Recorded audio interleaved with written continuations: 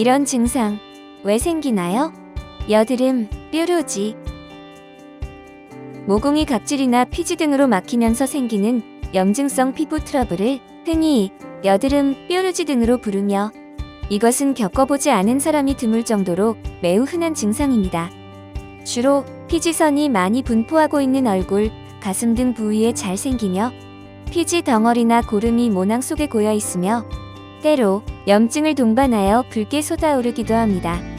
얼굴에 생기는 피부 트러블을 모두 여드름이라고 부르기도 하지만 원인이나 양상이 조금씩 달라 구별이 필요할 수 있습니다.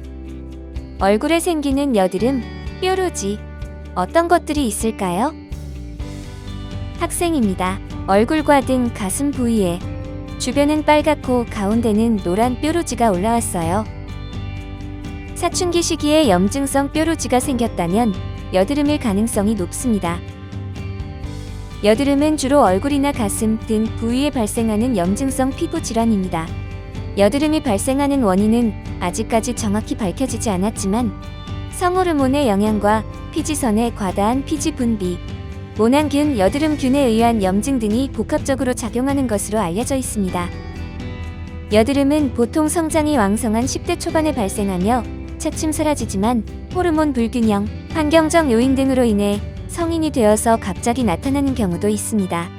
사춘기 여드름은 남성에게 많이 발생하지만 성인 여드름의 경우 남성보다 여성의 3배 정도 많이 발생하며 턱과 입 주위에 집중되는 경향이 있습니다.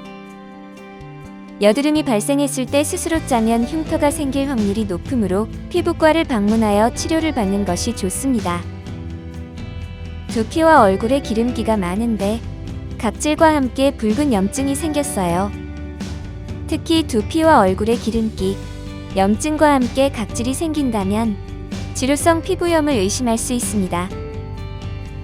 지루성 피부염은 습진의 일종으로 피지샘의 피지 분비가 왕성한 두피와 얼굴, 겨드랑이, 가슴, 서해부 등에 발생하는 만성 염증성 피부 질환입니다.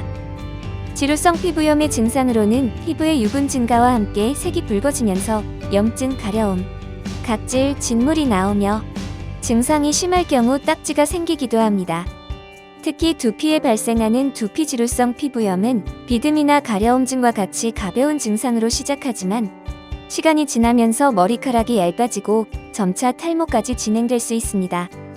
또한 얼굴에 발생하는 안면 지루성 피부염은 증상이 심해지면 얼굴에 진물이나 각질 등이 나타나 극심한 스트레스를 받을 수도 있으므로 조기에 정확한 진단을 하고 빠른 치료를 시작하는 것이 필요합니다.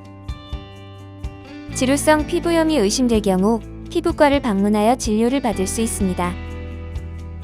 간지러운 뾰루지가 대여섯 개 뭉쳐서 났는데 짰더니 더 심해졌어요. 노랗게 골문 형태의 뾰루지가 모여서 나타나며 간지럼증을 동반한다면 모낭염을 의심할 수 있습니다.